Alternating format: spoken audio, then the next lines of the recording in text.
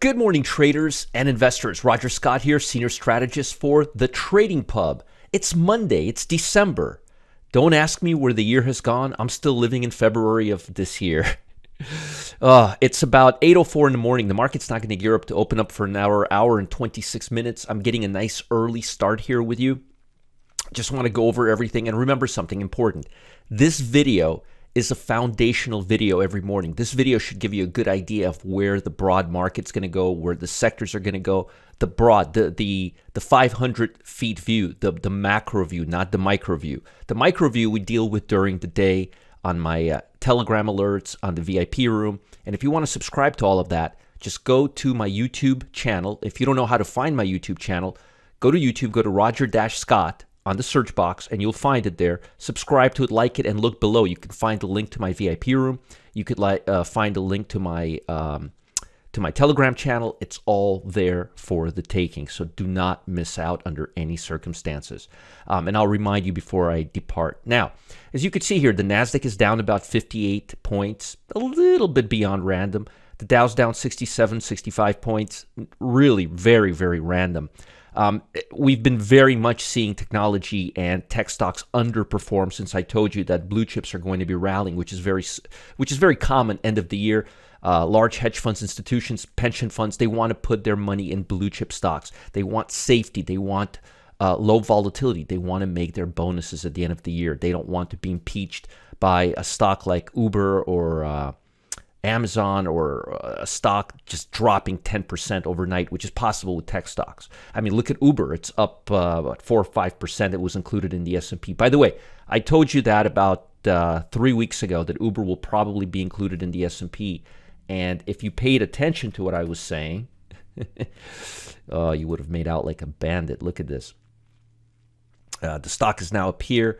I would probably take profits here if you've been writing it since this time. It's a little bit overdone right now, and it's always, remember, buy the rumor, sell the fact. Well, we already know it's going to be in the S&P, and it's meeting this resistance. I would probably wait for it to consolidate a little bit, and if it stays here, we can always re-enter later, but I'm not really seeing a big rally. I think this was the big rally it was waiting for. So this is probably not a great time to get into Uber, but it may be a good time to exit Uber. And if you made money on Uber, send me an email, roger@rogerscott.com. I've been talking about it for 2 weeks, literally for 2-3 weeks straight. For as long as I can, this is weeks. For a few weeks now, we've been talking about it ever since it was here that there's a rumor it may be included in Uber. Now, earnings this week. You've got NEO, you've got AutoZone, you've got Asan, you've got GameStop, Campbell's Soup, Chewy. You've got Dollar General, Lulu, and Docu. Now, obviously, these are not S&P 500 large cap mega stocks like FANG stocks, but there's still some firepower here, so we have to pay close attention. There's really nothing here today, and there's nothing here on Friday, but Tuesday through Thursday, we've got some firepower. Also this week, we've got factory orders. This is important. Remember, the Fed is trying to determine whether inflation is heating up or not. Factory orders is a big component of that. Institute of Supply Management. Remember, service index. This is going to tell us how service is doing. Service is like what? American service, like 70% of the economy is U.S. services. We got the JOLTS report. We've got ADP report, which hasn't been really accurate lately, but that's a prelude to what we've got coming up on the employment situation. We've got consumer sentiment. We've got a lot of data.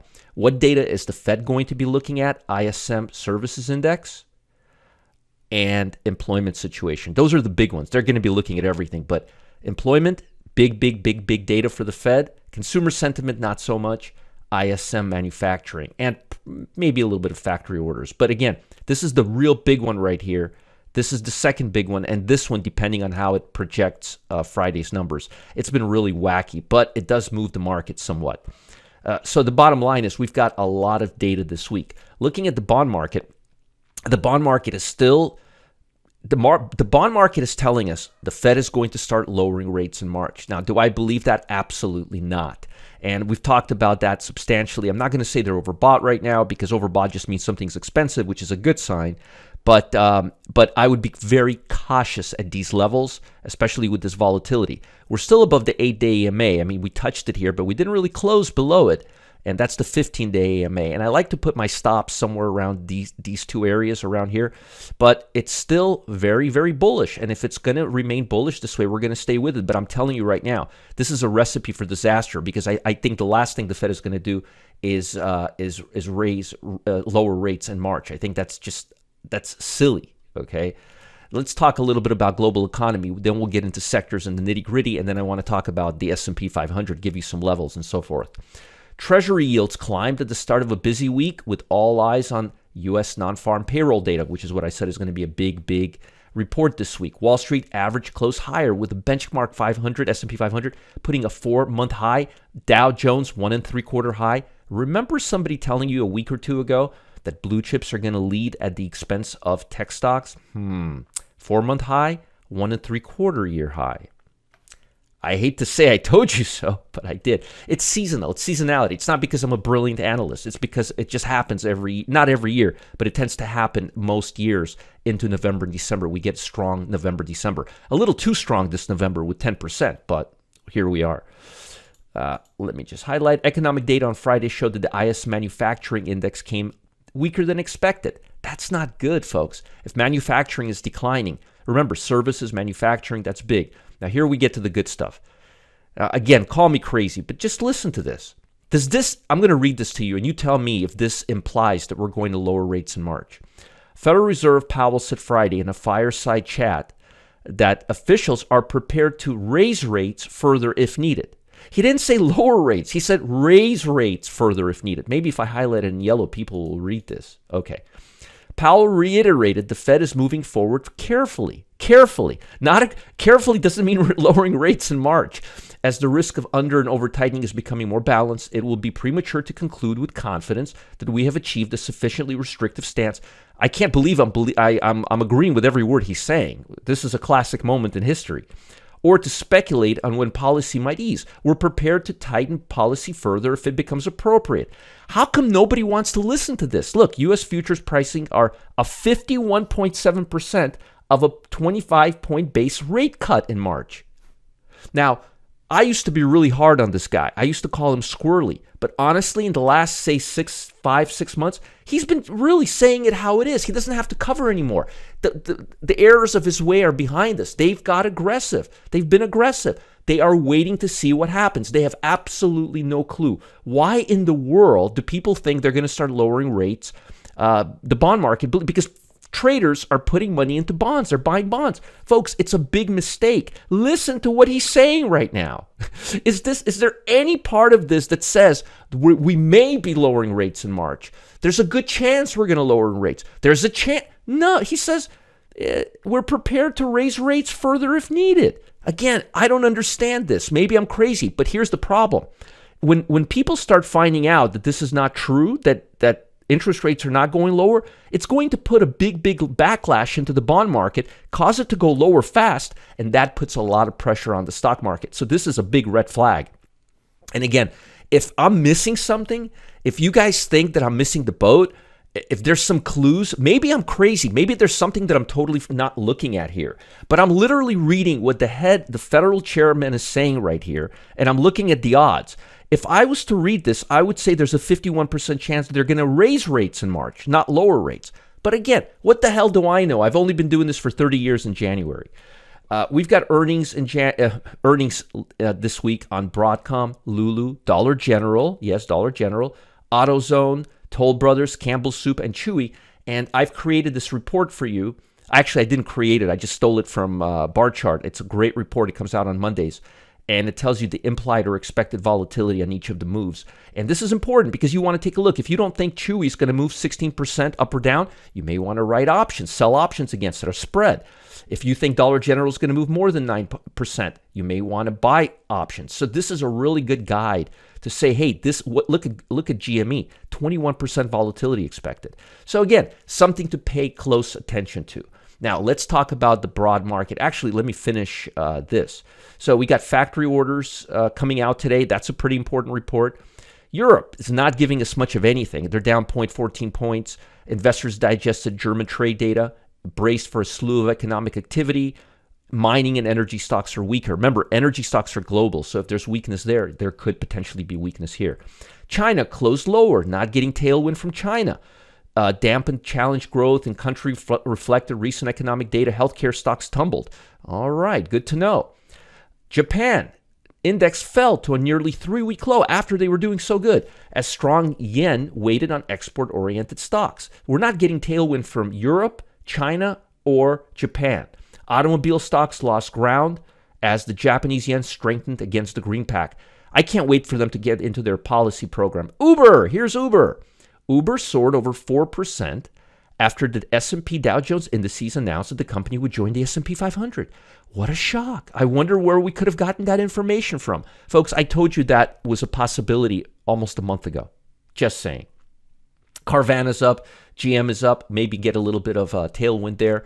Looking at the small caps, I want to look at ARK. Now, I drew this for you guys back in, let's see here, a year and a half ago. And guess what? We've been perfectly following this alignment here. Now, it does look like we're starting to rally. Are we going to rally out of this? I don't think we're there yet. I don't think we're there at all. I think we're getting close. We're getting closer, but we're not there yet.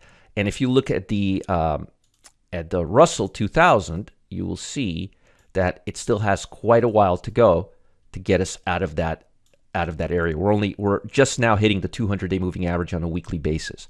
So I would be cautious right now because if anything, the Russell would be leading. So I don't believe this rally in small caps has much legs to go. Just being honest with you, based on the ARK fund. Now, Nasdaq is very close to all-time highs. I think we're going to turn a little bit lower here and have a couple of down days. Now, I don't want to predict what's going to happen, and the fact that we're opening lower is actually bullish for the market. Remember, opening lower tends to go higher, opening a lot higher tends to go lower. But we've been really extended here, and a lot of these stocks are underperforming the blue chips right now. So I would be cautious with these large cap tech stocks, not necessarily saying it's going to come down all the way here, but be prepared for some selling pressure. It could bite us in the butt. Sectors. I'm trying to be as concrete with you and as solid and give you as much data as possible. So, looking at the 6 weeks. Let's look at 6 weeks. Home builders, real estate, semiconductors, technology, consumer discretionary is still up here, right? 3 weeks. Retail, Russell, material, mid-cap, financial, consumer discretionary. But look at the rest of them. Communication, technology, semiconductors, and how about the last 5 trading days, which is the most important? Retail, real estate, home builders, Russell 2000, basic materials, Dow Jones. This is as blue chips can get. And communication, semiconductors, energy, not good. That's growth right there. QQQ, technology. All the spec stocks are down here, all of them, except for the Russell 2000, and I think that's going to join them soon. The fact that blue chips are rising is not a surprise. It may continue. Look at retail, look at services, look at healthcare, look at airline stocks. Retail is actually doing really good during the holidays. But the fact that energy's down is good for airline stocks too. And I saw a couple of airline stocks rallying the other day. But the bottom line is, I think we're going to continue seeing strength in blue chip stocks at the expense of some tech stocks. How long it's going to last? Till we get a little bit of balance. I mean, a lot of these tech stocks are just really overdone right now. And last week, I saw stocks like Google, for example, just to give you some idea, breaking through down, couldn't get it up over here. That's a weekly basis. Look at daily. We're below the 50-day moving average on Google. That's the 50 and the 100-day now moving average. Look at Tesla. Just want to show you what we're up against. Below, hitting off the resistance level right here, the 100-day moving average, and going down to the 200-day moving average. I told you this was going to happen a while back. And if we break the 50 right here, we're going to go all the way to 223. So again, there's a lot of stocks, tech stocks, that are just not looking all that amazing right now. You got to be careful. We've got a lot of data. We're still very, very bullish. Don't write this rally off, but time to maybe reposition yourself more in blue chips versus small caps or tech. I'm not really loving small caps as much because of the ARK fund, because of where it still is. I want to see it break up above this level before small caps are being bought. Let me show you.